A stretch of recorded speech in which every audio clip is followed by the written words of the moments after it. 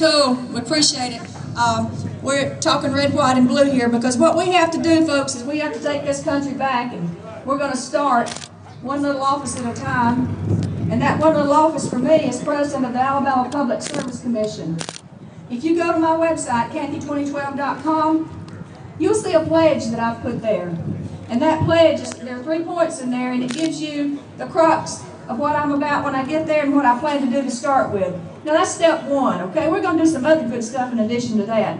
But you know, we need to be willing to put it on the line and tell you folks what we're going to do for you when we get there. So I'm telling you what I'm going to do. I'm qualified for the job.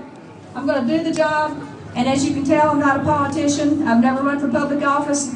But this is one office, y'all, that I can nail. I can do it. And I'm going to do the right thing for the people of Alabama. And what I need you to do for me on March 13th, which is very quickly coming up, go to the polls if you haven't already voted absentee ballot. Go to the polls and vote for Kathy Peterson, because I guarantee you we're going to put we the people back in charge of Alabama. Thank you.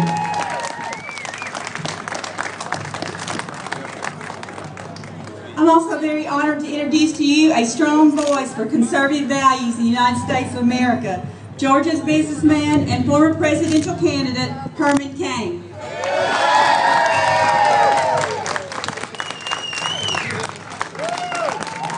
That introduction was so short, I almost didn't catch my breath. Thank you. I am delighted to be here, and thank you for being here today. And this is wonderful because I'm actually here for a number of reasons. One is to basically show my support for Kathy Peterson running for president of the Public Service Commission. That's one of the reasons I'm here. And I was asking in an interview earlier today, well, why are you in Alabama supporting Kathy Peterson? I said, well, it starts with the fact that I know her heart and I know her mind. And secondly, she is a problem solver like I am, and I love problem solvers. And the other thing is, I think she will provide some bold leadership to the people of Alabama as president of the Public Service Commission. But the other reason that I'm here is because I also support and endorse Speaker Newt Gingrich's president. Many of you all know I ran Godfather's Pizza for a long time, and in the pizza business we call that a twofer. You show up, you're able to endorse two people that you're supporting, so this is a political twofer. But here's where Newt Gingrich and Kathy Peterson come together in terms of why this is so important. You see, Kathy desires to head up the Public Service Commission here in Alabama, in charge of your natural resources. Newt Gingrich, as part of his platform, has proposed eliminating the Environmental Protection Agency and replacing it with the Environmental Solutions Agency. Now, when that happens, that means that we are going to return power back to the states, because right now too much of that power has been centralized and taken away from the states, and it's in Washington, D.C. The EPA has become the biggest barrier to our energy independence, so we get rid of it and start all over with another agency. Then when we start to return that power to the states, people like Kathy Peterson will be there and know what to do with it. She will know what to do with it for the people of Alabama. She will have a plan in terms of how to maximize all the resources here in the state of Alabama. I've been traveling with Kathy for the past couple of days, and during one of the interviews, she said something that was reminiscent of my campaign. When somebody said, well, how do you know what you're going to do once you get there? And Kathy said, on the outside looking in, I know we have problems, but I won't know how we need to fix them until I'm on the inside. In other words, she is not pretending that she has all the answers. A good leader has the questions in order to get to the answers. And that's one of the reasons that I respect this lady so much. So I'm here for a twofer, but I'm also here for a trifecta. And the third one is Cain's Solutions Revolution. Let me tell you what that's all about. We are at a crossroads in the history of America. The upcoming primary election, as well as the November election, will be the most critical in our history. I know you've heard that before, and it was probably true then, but it is even more true today in terms of how critical it is. One of the reasons that I started Cain's Solutions Revolution after I got out of the presidential race was because I want you, the voters, to have something else to be excited about. We can't just focus on the top of the ticket, and we hope that that would be Newt Gingrich. We got to focus on down ticket, and we got to focus more so on solutions to America's problems, not just tinkering around the edges. And that's why we started Solutions Revolution. And it is about a number of specific solutions that I talked about when I was still a candidate. Now, even though I'm not pursuing the position of president anymore, I'm still on a mission. And that mission is what I want to remind you of. Part of that mission is to make sure that we make 999 the law of the land, and to make sure that Newt Gingrich's plan for $2.50 a gallon gasoline becomes a reality. But the number one mission is to make sure we defeat Barack Obama in November. Don't forget the mission. Don't forget the mission. Because when I got out of the race, some of the liberals thought I was going to go away, shut up, and sit down. That ain't going to happen. That simply is not going to happen. Because like you, I care about the future of this country. Like you, our future is in jeopardy under this administration.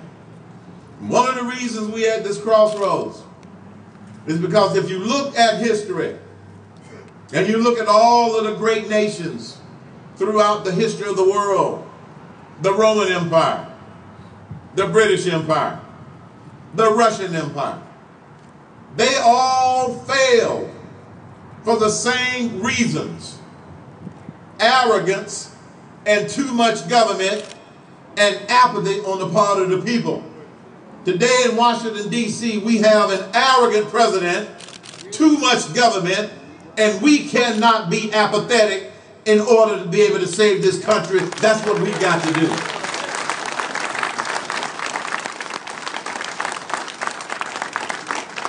Now, we're up against some formidable odds,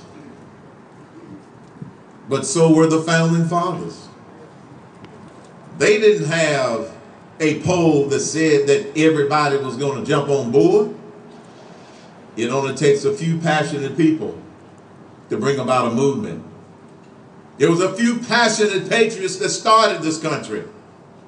And throughout our history, when we have been challenged the more, it was a few passionate patriots that led this nation back to its greatness. And that's what we face today. That's what we face today. And I've often said that this election, not about us, it's about the grandkids. We're going to be okay. But we got to do something to make sure that the grandkids have the kind of country, the kind of nation, and the kind of future that we've been able to enjoy. 3 things, and we can make this happen, folks. Number 1, stay informed. Know the facts. Because many of you have heard me say, stupid people are ruining America. They are ruining America. I've had people say, that's so insensitive. It's true. Stupid people are running America. But the good news is, there are more of us that are informed and we can outvote them. And you and your family and friends can outvote them. So make sure that you spread the word about what we have to do. Secondly, stay involved. You being here today is involvement. Everybody can do something. Do what you can do. I can buy a bus with my picture on the side of it. You can help your favorite candidate. You can encourage people to get out and vote. You can talk to your neighbors. You can distribute literature. Everybody can do something. Stay involved and be a patriot in what we've got coming up. And then lastly, stay inspired. You got to believe that we can do this. You got to believe that we can take back the White House and that we can also take back control of the United States Senate and maintain control of the United States House of Representatives with representatives like this. Maintain control. Because the liberals want you to believe that we can't do this. They want us to be scared of Obama's big war chest. We are from the South. We ain't scared. We ain't scared of no war chest. Because as you know, money alone is not going to win this election. They want us to believe that we cannot do this. And yes, many of the people in the mainstream media, they are not on our side.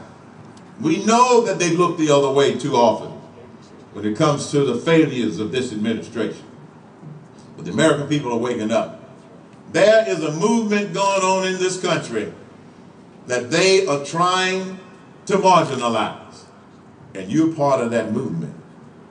I call it the people's movement, the citizens movement. Kathy Peterson represents that. And the other people, they represent the people's movement. Well, I'm inspired to continue to be a voice for what's right and to be a voice for solutions. And I will continue. One of the things that inspires me are those 4 grandkids that I have. And our 4th one was born on New Year's Day of this year. I think that was God's sign saying, don't shut up, keep talking. You got work to do. One of the other things that inspires me, folks, is something that was written by the Irish philosopher Edmund Burke. When he said, the only thing necessary for good men, and the only thing necessary for evil to triumph is for good men and women to do nothing. I will not die doing nothing, and neither will you die doing nothing to save this nation. Let's put United back into the United States of America on Tuesday and on Election Day in November. Thank you, and God is blessing America.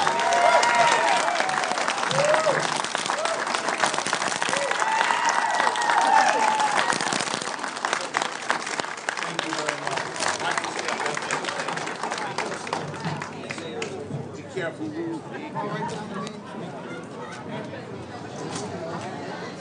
we go, good girl. You did the right thing. Man, I tell you. Come on, Mr. All right.